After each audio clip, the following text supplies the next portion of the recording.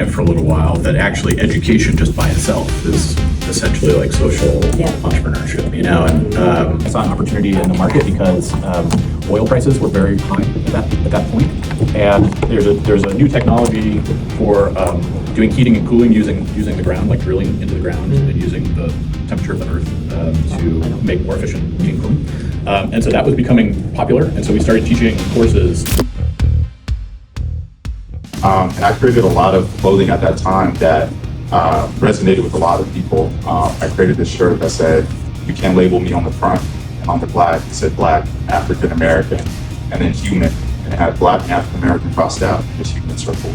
And I'd wear shirts like that, like just all around, and people would ask me about them, but I never felt comfortable profiting off of the movement. Like I saw a lot of people taking advantage of the pain that Black people were going through and using it as an opportunity to profit. And so I did not want to create a brand around that, but I did want to create something, and that's where I started Be Proud.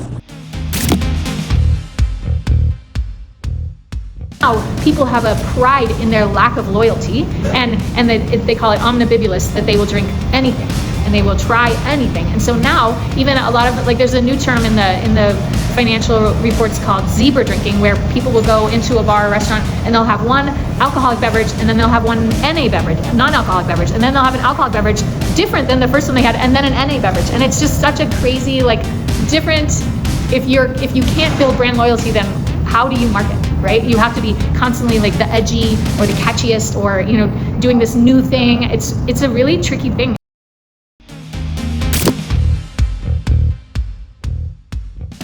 In high school, I was actually in AB, environmental science, and I've learned about the different aspects of microplastics, such as microplastics in certain parts of the ocean actually outnumber phytoplankton.